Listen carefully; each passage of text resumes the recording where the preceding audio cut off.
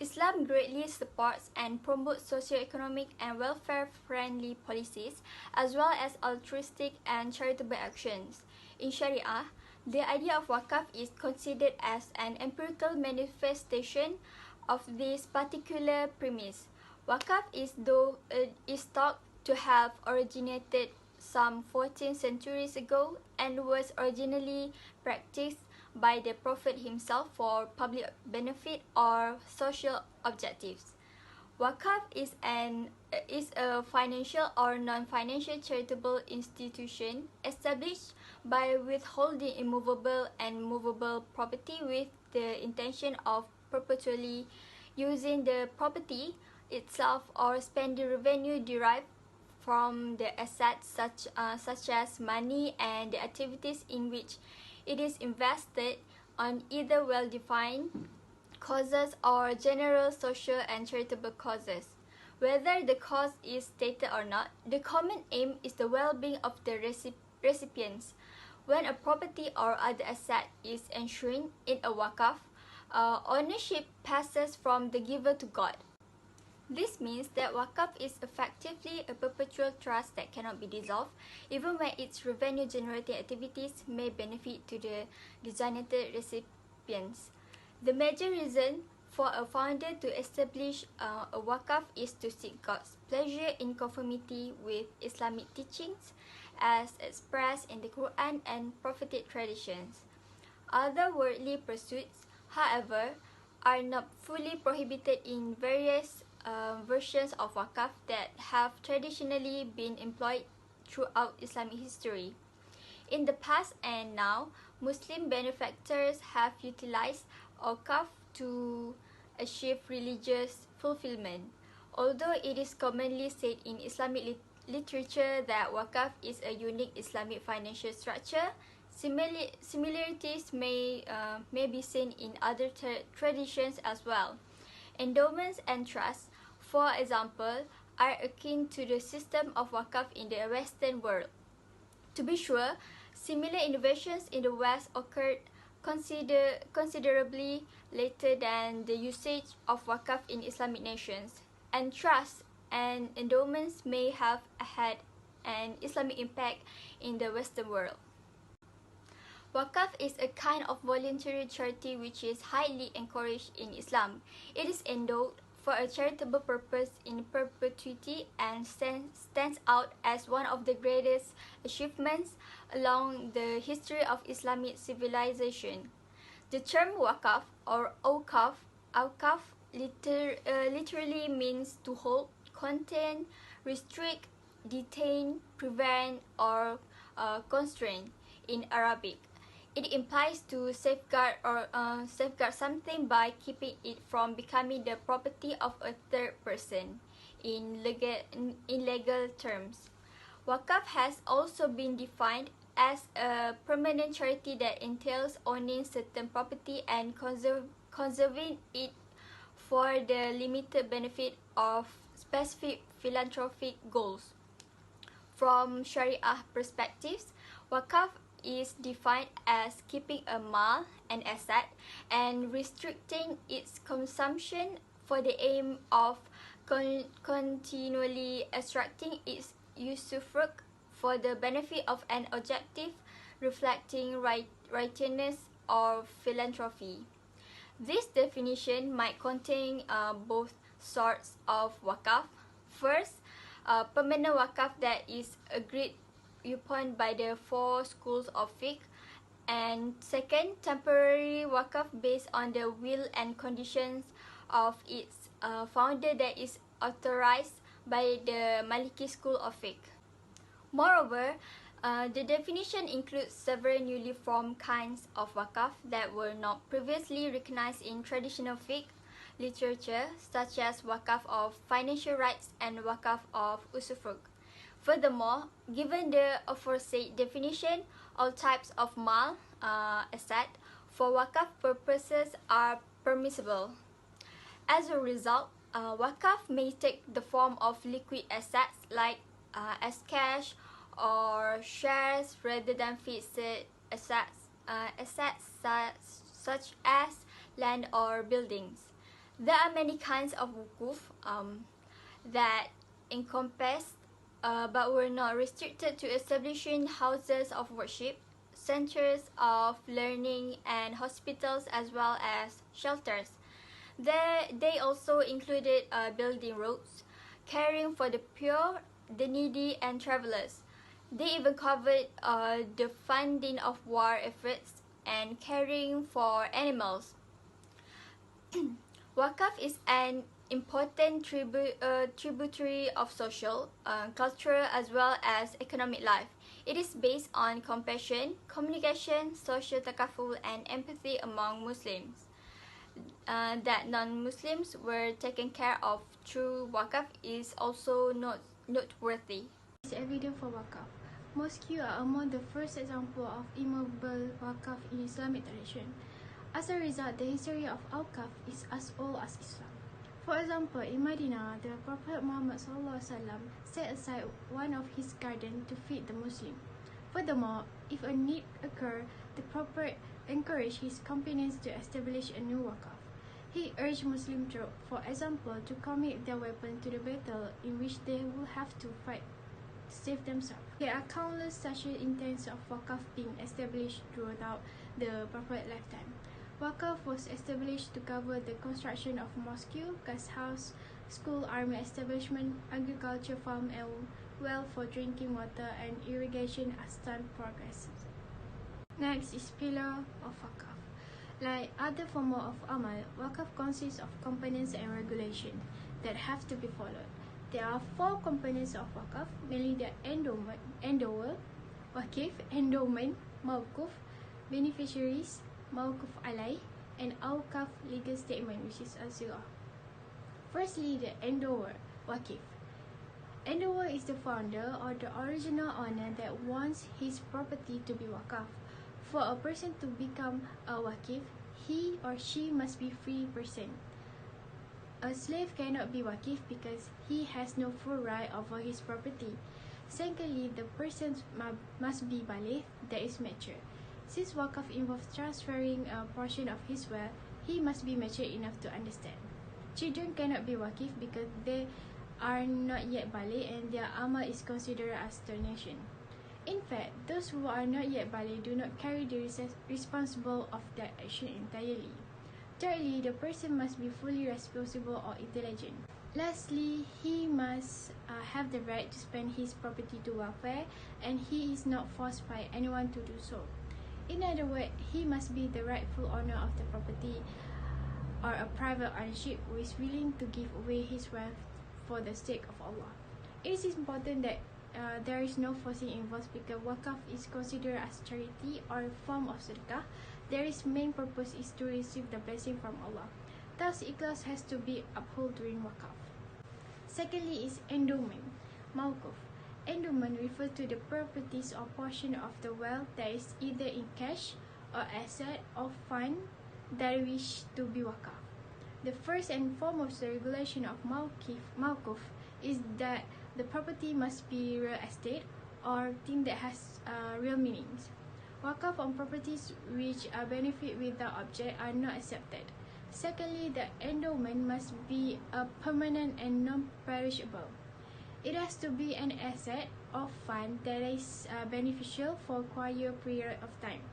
People commonly relate these non-current assets such as land, building, or even share, like how Perbadanan Waqaf Selangor has done, whereby one can give portion of his income to Waqaf.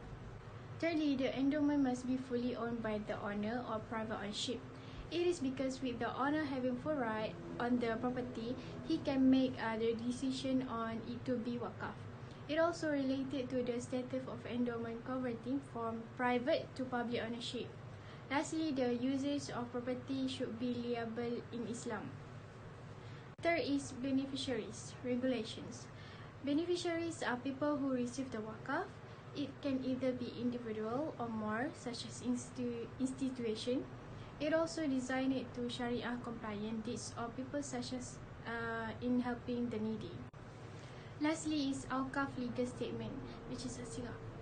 They are statements that can be understood where or writing for the purpose of Waqaf, either is for the public or private wakaf. There are two types of sigah, which is explicit and implicit declaration. Explicit declaration is a clear declaration that say one meaning. For example, I give this house to the poor people. It is understood that the individual wishes to wakaf the house to the poor people and not mistaken as a donation and any other form of charities. Implicate declaration is a declaration that has another meaning. For example, I give this house as charity to the poor people. Compared to the example given in explicit declaration, the declaration contains the word as charity, whereby can be easily understood as simply a donation rather than a wakaf. There is 4 conditions of wakaf, which is the first one is condition of property.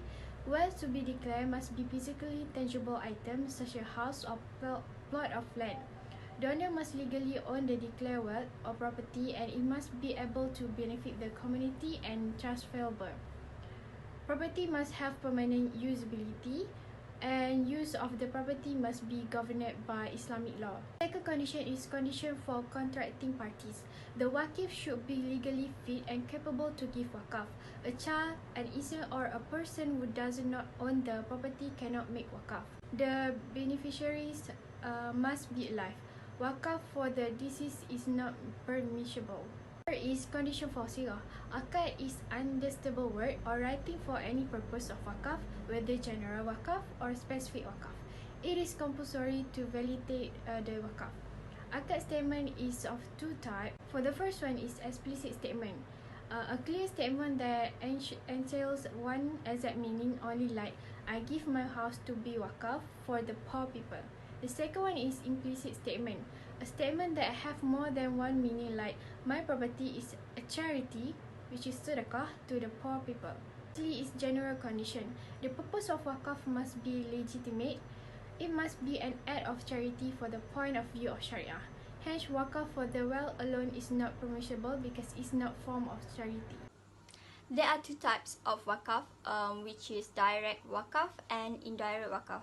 Direct cash wakaf is an endowment created by the founder in cash to be channeled directly for developing any wakaf property, whereas indirect cash wakaf is endowment made by the founder in cash form, but to be invested first and only be revenue generated to be channeled to the beneficiaries.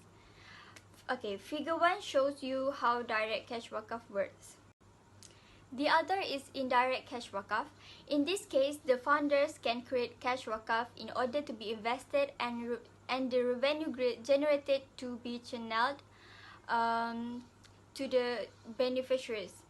A specified wakaf institution that acts as the trustee can call for founders to contribute to different needs of society or to certain beneficiaries, and the founders can then contribute as cash wakaf to meet those needs or those beneficiaries.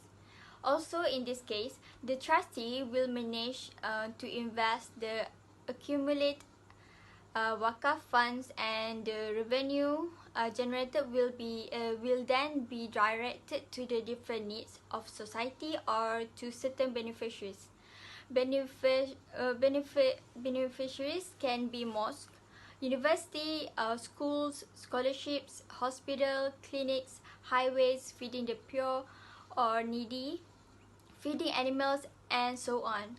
To ensure the property of cash wakaf, the trustee must invest the accumulated funds in any halal project, and only the revenue generated can be distributed in different proportions for management expenses, for charitable areas, and to add to the capital as self-finance device SFD. Okay, so this figures 2 show you how indirect cash wakaf works. With the arrival of Islam and the ensuing growth in the number of Muslims around the world, the concept of wakaf extended accordingly. That growth culminated when the wakaf institutions made unprecedented contributions to society during the Ottoman Empire and in all the geographical areas that fell under the authority of the last caliphate the world has known. But that all ended with the end of the Ottoman rules. The not-for-profit institution of Waqf has been making a comeback for the last 20 years or so, as can be seen from the examples that ensue. Cash Waqf is now being used in countries like Malaysia, Singapore, Indonesia, India, Pakistan, the UAE, Kuwait, the UK, and the US, among several other countries. There are 9 models that fall under the scope of cash Waqf. First, Waqf shares, a career Waqf used in Malaysia, Sudan, Indonesia, Kuwait, and the UK. Second, Waqf Takaful, a career Waqf used in Malaysia. Third, direct cash Waqf, a career or public Waqf adopted in Malaysia, Singapore, Bahrain, UAE, India, the US, South Africa, and the IDB. Fourth, mobile cash Waqf, a public Waqf used in Malaysia. Fifth, compulsory cash Waqf, a public Waqf adopted in Singapore. Sixth, corporate cash Waqf, a public Waqf model found in Malaysia, Pakistan, and Turkey. Seventh, deposit cash Waqf, a public Waqf that started in Bangladesh and then used in Indonesia. Eighth, cooperative cash Waqf, a public Waqf regime implemented in Uzbekistan. And lastly, Waqf mutual fund, a mixed public mutual fund model used in Indonesia. Real estate Waqfs are the oldest and simplest type of Waqf to establish. Such Waqfs function simply. Money was made by renting residential or commercial buildings, garages, factories, stores, warehouses, or any other type of property in metropolitan areas. Agricultural assets in rural regions that could be cultivated were also utilized in real estate Waqf. The plot or plantation was developed and harvested utilizing muzara'ah or sharecropping, which meant that the yield was divided between the Waqf that owned the asset and individuals who work and farm the land. If the body of a real estate Waqf became unworkable due to a natural calamity or fire, the charity or beneficiary for whom the Waqf was founded would suffer as a result.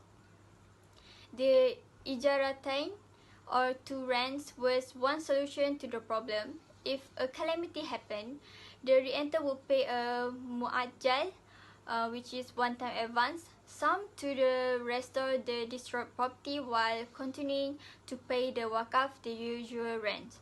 In exchange, the renter will be given ijara tawilah, or a long-term lease on the same property. Waqf of stocks was offered as a new Waqf structure and authorized by jurists around the turn of the century. The roots of this type of endowment may be traced back to Europe. A Waqf is founded when a wealthy businessman donates his interest in multiple incorporated joint stock firms to charity in the form of Waqf. In theory, these stocks should comprise to a diversified portfolio. The Waqf becomes the recipient of the profits or losses generated by the portfolio firms. A minor portion of this money is used for administrative costs and property investment. The Waqf reserves an emergency fund to preserve its ownership ratio in the companies it owns, but the majority of the yearly profits are distributed to the beneficiary charity. Waqf sukuk were used to preserve the Singapore Muslim community, MUIS, from being taken over by the municipality. The takeover danger was imminent since MUIS was unable to meet the regulatory requirements of Singapore's local government. The municipality required upkeep and rehabilitation as well as the construction of commercial structures on the Waqf's holdings, which occurred to be in good positions. This type of innovative product allowed the Waqf to remain Sharia compliant, both in terms of the source of funds and the use of the new assets, and not only generated enough revenue to fund the required changes and projects, but also provide a steady source of new income to the Waqf once the process of compliance with municipal regulations was complete. Finally, it can be fairly stated that Waqf, whether immovable or movable, may play a major role in the economy and social development of Muslim nations. Cash Waqf in particular can be used to create a new banking and financial gateway model that will eventually replace the current interest-based financial system. Waqf financial role will be enchanted not only in providing goods and services needed in Muslim and Muslim minority countries, but also in assisting government in providing these services at no cost to them by understanding the importance of centralization of its administration and creating a favorable environment.